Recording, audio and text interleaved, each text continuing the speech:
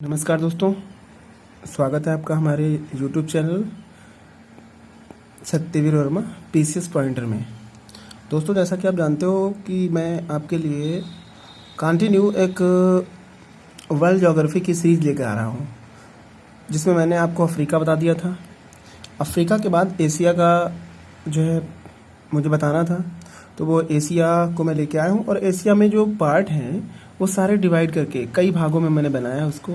मतलब एशिया के हर एक कंट्री का जितनी भी मोस्ट इम्पॉर्टेंट है, जिससे भी क्वेश्चन आते हैं, जिससे भी पर्वत श्रेणियाँ आती हैं, जिससे भी मरुस्थल आते हैं, उन सब का मैंने एक एक अलग अलग पार्ट बनाया है। तो ये हमारा पहला पार्ट है और इसको हम लोग देखते हैं, अच्छे से देखते हैं कि इसमें क्या क्या है। तो सबसे पहले हम इसके फिगर का अध्ययन कर लेते हैं कि एशिया और यूरोप कहाँ से डिवाइडेशन है। तो एशिया और यूरोप को हम मिलाएं तो क्या कहा जाएगा? यूरेशिया कहा जाएगा। लेकिन एशिया और यूरोप दोनों को अलग कर देते तो एशिया अलग हो जाएगा, यूरोप अलग हो जाएगा। तो एशिया की अगर हम बात करें तो सामान्य परिचय में हम देखते हैं, सबसे पहले हम देखते हैं ये क्या है। ये यूराल पर्वत है। यूराल पर्वत है जो कि एशिया और यूरोप के बीच सीमा का निर्धारण करता है। दूसरा हम देखेंगे, आप देखिए यहाँ पर जो है ब्लैक सागर है, ठीक है, ब्लैक सी है, काला सागर है। उसके बाद इधर हम देखेंगे तुर्की पड़ता है। इधर हम देखेंगे, यहाँ पर हम देखेंगे इजराइल पड़ता है। फिर ये लाल सागर है, जॉर्डन है, सीरिया, इराक है, सऊदी अरब है, यूएई है, यमन है, ओमान है, ईरान है, अरब सागर इधर है। इधर चले आएंगे तो हमको हिंद महासागर मिल जाएगा। इधर इंडोनेशिया मिलेगा हमको, अराफुरा सागर मिल जाएगा। और यहाँ पर हम देखेंगे दक्षिण चीन सागर मिल जाएगा, ये वाला दक्षिण चीन सागर है। और यहाँ पर देखें हमको प्रशांत महासागर, ये प्रशांत महासागर है पूरा। और यहाँ पर पूर्वी चीन सागर मिल जाएगा हमको। और यहाँ पर पूर्वी जापान सागर मिल जाएगा। पूर्वी क्या, ये जापान सागर है, पूर्वी कुछ नहीं, यहाँ पर पूर्वी नहीं होगा, जापान सागर है, यहाँ पे जापान सागर हो जाएगा। और यहाँ पर आप देखेंगे बेरिंग सागर है। यहाँ पर देखेंगे पूर्वी साइबेरियन सागर है, यहाँ पे लेप्टेव सागर है, यहाँ पे कारा सागर है, और यहाँ पे वारंट सागर है। आप देखिएगा कि यहाँ पर बहुत सारे क्वेश्चंस बनते हैं। तो इसके सामान्य परिचय की बात करें हम तो देखते हैं कि एशिया जनसंख्या और क्षेत्रफल दोनों की दृष्टि से विश्व का सबसे बड़ा महाद्वीप है। एशिया क्षेत्रफल में भी सबसे बड़ा है क्योंकि रूस यहाँ का सबसे बड़ा देश है जो कि विश्व का सबसे बड़ा है क्षेत्रफल में। और जनसंख्या की दृष्टि से चाइना देखें, चाइना या भारत की बात करें तो दोनों ही जनसंख्या में बहुत बड़े हैं। तो सब नंबर 1 पर अभी तो चाइना है, ठीक। तो यहाँ पर देखिए एशिया, अब ये तो हो गया बड़े की बात। अब एशिया और यूरोप अलग कैसे होते हैं? तो एशिया और यूरोप भूमध्य सागर, काला सागर, कैस्पियन सागर, यूराल पर्वत और डार्डेनेल्स जलसंधि व बास्पोरस जलसंधि से अलग होता है। बास्पोरस जलसंधि द्वारा अलग किया जाता है। इन जलसंधियों को हमने एक मैप में बताया है, उसमें सारी जलसंधियाँ आपको एक साथ देखने को मिल जाएंगी। तो अगर हम बात करें एशिया महाद्वीप किसके से अलग होता है, तो ये भूमध्य सागर, यहाँ पे देखिए आपका यहाँ पर भूमध्य सागर पड़ता है। ये वाला जो हिस्सा है ये भूमध्य सागर है, टर्की के पास का ये जो है भूमध्य सागर है। और अगर हम देखें काला जो है काला सागर, ये ब्लैक सागर हो गया। और अगर हम देखें कैस्पियन सागर तो कैस्पियन सागर यहाँ पर है, ठीक है। और अगर हम देखें आपका यूराल पर्वत तो ये यूराल पर्वत हो गया। तो इनसे ये क्या होता है, डिवाइड होता है। अगर हम बात करें उत्तरी अमेरिका से तो अब यहाँ पर देखेंगे बेरिंग सागर है। तो उत्तरी अमेरिका से बेरिंग जलसंधि द्वारा क्या होता है, अलग होता है एशिया, ठीक है। लाल सागर व सुएज नहर एशिया को अफ्रीका की मुख्य भूमि से, अगर हम लाल सागर की बात करें तो एशिया को अफ्रीका, ये अफ्रीका है, ये वाला पार्ट अफ्रीका है, ये वाला पार्ट क्या है, अफ्रीका है। और ये एशिया है, तो एशिया को अफ्रीका से लाल सागर द्वारा मुख्य भूमि से अलग किया जाता है। यहाँ पे सुएज नहर भी है, वो भी अलग करने का काम करती है। तो अलग करती है, एशिया को अफ्रीका से अलग भी करती है सुएज नहर, और जोड़ती भी है, ठीक है। किसको किसको जोड़ती है? लाल सागर को भूमध्य सागर में जोड़ती है, मिलाती है। तो हम कह सकते हैं लाल सागर व सुएज नहर एशिया को अफ्रीका से मुख्य भूमि से क्या करता है, अलग करता है, ठीक है, अलग करता है। दूसरा है कि बाब अलमंडेल, यहाँ पर जो है बाब अलमंडेल जलसंधि पड़ती है। बाब अलमंडेल जलसंधि पड़ती है जो अफ्रीका को सऊदी अरब से अलग करती है या एशिया को अलग करती है, हम कह सकते हैं। अब बात करते हैं कि जो इसमें बीच में सागर पड़ रहे हैं ये क्या है, तो कैस्पियन सागर। कैस्पियन सागर कजाकिस्तान, तुर्कमेनिस्तान, ईरान, अजरबैजान और रूस से घिरा हुआ है। देख लीजिए आप, कैस्पियन सागर की बात करें, ये है हमारा कैस्पियन सागर। अब अगर कैस्पियन सागर की अगर हम बात करें तो कैस्पियन सागर में देखिएगा कि जो आप देखिए ईरान से घिरा हुआ है, तुर्कमेनिस्तान से घिरा हुआ है, कजाकिस्तान से घिरा हुआ है, अजरबैजान से घिरा हुआ है और ये रूस से घिरा हुआ है। क्लियर हुआ। तो आप देख सकते हैं ईरान, अज़रबैजान, कजाकिस्तान, तुर्कमेनिस्तान से घिरा हुआ है। ठीक है, अगर बात करें एक ऐसा है तो अब बात कर लेते हैं कि विश्व की सबसे बड़ी झील है ये। ठीक है, विश्व की सबसे बड़ी झील है ये, और चूंकि झील है ये खारे पानी की झील है। ठीक, कैस्पियन सागर विश्व की सबसे बड़ी झील है, कैस्पियन सागर लेक है, झील है। ठीक है, खारे पानी की झील है सबसे बड़ी। आगे देखते हैं, और सब अगर बात की जाए सबसे खारी झील कौन सी है तो वान झील है। वान झील कहाँ पाई है? टर्की में पाई जाती है, उस पर हम लोग बात करेंगे, उस पर भी हम लोग बात करेंगे। आगे देखते हैं, एक एक देश की बात करते हैं। हमने सामान्य परिचय में देखा, अब हम बात करते हैं चाइना की। तो चाइना की बात करते हैं तो ये हमारा पर्वत श्रेणी है, चाइना का मैप है, और इस पर पर्वत श्रेणी देख लेते हैं। ये तियनशान चाइना का एक पर्वत श्रेणी है। इधर कुनलुन पर्वत श्रेणी है। ये जो पर्वत श्रेणी है ये वाली, ये कुनलुन पर्वत श्रेणी है। ठीक है, और ये जो पर्वत श्रेणी है ये अल्तुनशान पर्वत श्रेणी है। ठीक है, अल्तुनशान पर्वत श्रेणी, तियनशान और कुनलुन, ये तीनों पर्वत श्रेणियाँ बहुत ही महत्वपूर्ण हैं। और उसके बाद ये जो यहाँ से फैला हुआ है ये पठार है, तिब्बत का पठार है। यहाँ पर क्या है? तिब्बत का पठार है। यहाँ पर पामेर का पठार पाया जाता है, जिसे संसार की छत कहते हैं, आगे भी आएगा। तो ये तिब्बत का पठार है। अब यहाँ पर देखिए, यहाँ से एक नदी निकलती है, तिब्बत के पठार से एक नदी निकलती है जिसको हम कहते हैं वांगहो नदी, और ये वांगहो नदी को ही हम पीली नदी कहते हैं, या इसी को हम चाइना का शोक कहते हैं। इसके बाद यहाँ पर देखेंगे हम, यहाँ पर यांगटीसी नदी है। यांगटीसी नदी अपना पानी कहाँ पर डालती है? ये अपना पानी पूर्वी चीन सागर में डालती है। और याद रखिए, यांगटीसी नदी के किनारे ही वुहान बसा हुआ, जहाँ से कोरोना की उत्पत्ति हुई है, और इसके मुहाने पर संघाई बसा हुआ है। संघाई पूर्वी चीन सागर में बसा हुआ है। आगे हम देखते हैं, आगे बात करते हैं, इसके बारे में देख लेते हैं। जनसंख्या व क्षेत्रफल की दृष्टि से क्रमशः प्रथम व चतुर्थ। जनसंख्या कम क्षेत्रफल, तो अगर देखिए जनसंख्या में तो जनसंख्या में प्रथम है, क्षेत्रफल की दृष्टि से देखेंगे तो चौथा स्थान है। जनसंख्या की दृष्टि से प्रथम और क्षेत्रफल की दृष्टि से चौथा स्थान है।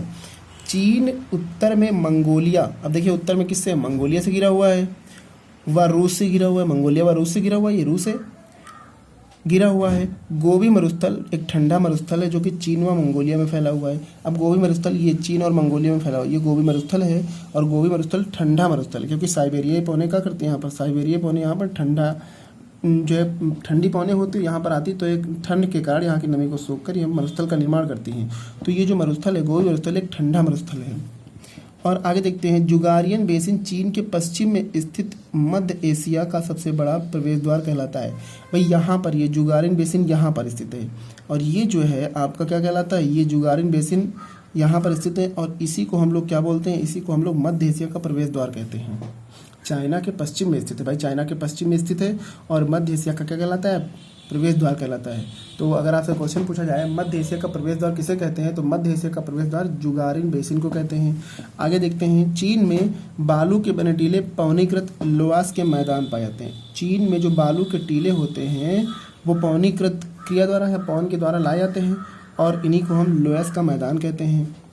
जिन क्षेत्रों में वर्षा होती है वहाँ पर रेन होती है, जहाँ पर वर्षा होती है वहाँ पर लोएस के मैदान बहुत उपजाऊ बन जाते हैं। कहने का मतलब है कि ये लोएस के मैदान ऐसे बनते हैं जैसे मान लीजिए बालू की परत, फिर मिट्टी की परत, फिर बालू की परत, फिर मिट्टी की परत, एक परत के ऊपर परत जमती चलती आती है।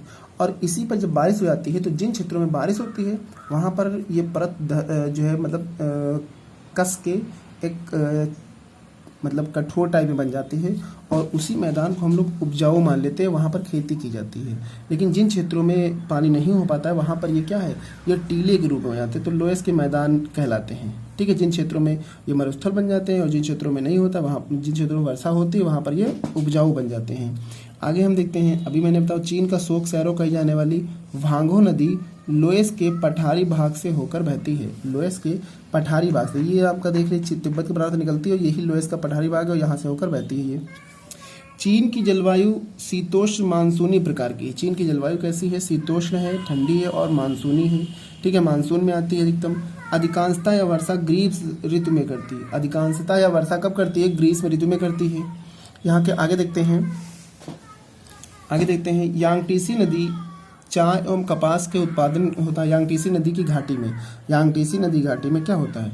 चाय और कपास का उत्पादन बहुत ही मात्रा में किया जाता है। दक्षिणी चीन तंबाकू एवं सोयाबीन। अब चीन का दक्षिणी पार्ट जो है वो तंबाकू और सोयाबीन का उत्पादन करता है। और चीन आपको पता है पठारी और पहाड़ी क्षेत्र है, इसमें केवल 15% कृषि योग्य भूमि ही है। आगे देखते हैं, संघाई यांगटीसी नदी के मुहाने पर स्थित है। संघाई कहाँ पर स्थित है? यांगटीसी नदी के मुहाने पर। देखिए ये देखिए मुहाने पर स्थित है, जो कि सूती वस्त्र का सबसे बड़ा केंद्र है। इसी को हम मैनचेस्टर बोलते हैं, मतलब चाइना का मैनचेस्टर क्या है? संघाई है। ठीक है, तो सूती वस्त्र उद्योग का सबसे बड़ा केंद्र कौन सा है? संघाई है, जो कहाँ पर स्थित है? यांगटीसी नदी के मुहाने पर स्थित है। चीन को सोयाबीन, चीन को किसका उत्पादन करता है बहुत ज़्यादा अधिक मात्रा में, किसके लिए जाना जाता है? तो चीन को सोयाबीन, चाय, कागज, रेशम व बारूद का जनक माना जाता है, जनक कहता है। चीन को सोयाबीन, चाय, कागज, रेशम, बारूद इन सब का जनक माना जाता है। पूर्वी चीन सागर में तिब्बत ताइवान को अपने अधिकार क्षेत्र में बताता है। देखिए भाई, पूर्वी चीन सागर में ताइवान है भाई, पूर्वी चीन सागर में ये क्या है? ताइवान है। और ताइवान को जो चीन क्या है अपने अधिकार क्षेत्र में बताता है। ताइवान फार्मोसा द्वीप पर स्थित है। ठीक है, ताइवान फार्मोसा द्वीप पर स्थित है। और एक बात जान लीजिए, ताइवान फार्मोसा जलसंधि द्वारा या ताइवान जलसंधि द्वारा चाइना से अलग होता है। ताइवान फार्मोसा जलसंधि द्वारा या ताइवान जलसंधि द्वारा चाइना से अलग होता है। और इस पर अधिकार किसका है? चीन का है। आगे देखते हैं, चीन की पर्ल नदी का डेल्टा वर्तमान में एक शहर बन चुका है। भाई एक नदी यहीं पर आती है, गिरती है दक्षिण चीन सागर में, और यहाँ पर जो डेल्टा है उसमें एक शहर का विकास हुआ है, जिसको हम लोग जो है पर्ल शहर के नाम से जानते हैं, जो विश्व का बृहत्तम डेल्टाई शहर है और ये विश्व का सबसे बड़ा डेल्टाई शहर के रूप में भी जाना जाता है। चीन का डकांग शहर बृहद तेल भंडार का उत्पादन के लिए जाना जाता है। चीन का डकांग शहर, ये भी इसके पूर्वी भाग में पड़ता है। चीन का डकांग शहर किसके लिए जाना जाता है? चीन का डकांग शहर बृहद तेल भंडार के लिए जाना जाता है। ये कहाँ पर पड़ता है? तो ये आपके पूर्वी भाग में पड़ता है। अब चीन में देख लेते हैं और क्या क्या चीज़ है। देखिए, चाइना वनस्पति के बारे में अगर बात करें हम, तो चाइना वनस्पति में अगर हम देखेंगे, ये पूर्व है आपका और ये दक्षिण है। तो दक्षिण पूर्व में क्या है? पतझड़ जलवायु पाई जाती है, पतझड़ मानसूनी वन पाए जाते हैं, कह सकते हैं पतझड़ टाइप में। उष्णकटिबंधीय रहता है पतझड़ टाइप में। और अगर हम उत्तर पश्चिम देखें तो स्टेपी घास के मैदान पाए जाते हैं। उत्तर पश्चिम में देखेंगे तो चाइना में स्टेपी घास के मैदान पाए जाएंगे, जो कि मरुस्थलीय घास है। क्लियर हुआ? और अगर हम इसके पश्चिम दक्षिण में देखेंगे, दक्षिण पश्चिम में देखेंगे तो यहाँ पर सांसी और सेंसी कोयला उत्पादक क्षेत्र हैं। सेंसी और सांसी क्या है? कोयला उत्पादक क्षेत्र हैं। अब अगर हम देखेंगे चाइना के मध्य भाग में क्या है, तो चाइना के मध्य भाग में सिक्यांगसान है, जो एंटीमनी का सबसे बड़ा या बृहत्तम उत्पादक माना जाता है। तो मुझे लगता है कि आप लोगों को समझ में आया होगा। चीन में की जो राजधानी है वो क्या है? बीजिंग है। चीन की राजधानी क्या है? बीजिंग है। और जो भाषा है वो मंदारिन है। कहता है कि पहले विश्व की सर्वाधिक बोली जाने वाली भाषा क्या थी? मंदारिन थी, लेकिन वर्तमान में हिंदी है। ओके, तो चाइना किस किस से घिरा हुआ ये देख लीजिए। चाइना चारों तरफ से, एक तो Kazakhstan, Kyrgyzstan, Tajikistan, Afghanistan, Bharat, Nepal, Bhutan, Myanmar, Laos और वियतनाम, उत्तरी कोरिया और दक्षिणी कोरिया से घिरा हुआ है। ठीक है, ऊपर रूस पड़ता है आपका। तो चाइना के बारे में इतनी चीज़ें समझ में आई होंगी आपको। तो दोस्तों, आप मेरे चैनल को लाइक करिए, सब्सक्राइब करिए और शेयर करिए ज़्यादा से ज़्यादा, ताकि ज़्यादा से ज़्यादा लोगों को ये चीज़ें मिल सके। और विश्वास करिए कि किसी भी एग्ज़ाम में, वो चाहे आप IAS का दे रहे हो, PCS का दे रहे हो, या किसी भी कोई भी एग्ज़ाम दे रहे हो, इससे बाहर कोई भी क्वेश्चन नहीं आएगा। इसके बाहर किसी भी प्रकार का कोई क्वेश्चन नहीं आएगा। जितने भी क्वेश्चन बनेंगे सब इसी से बन जाएंगे। यानी कि ये जो श्रृंखला हम चला रहे हैं, इससे बाहर कोई भी क्वेश्चन आपको नहीं मिलेगा, सारे क्वेश्चन इसमें मिल जाएंगे। तो थैंक यू दोस्तों।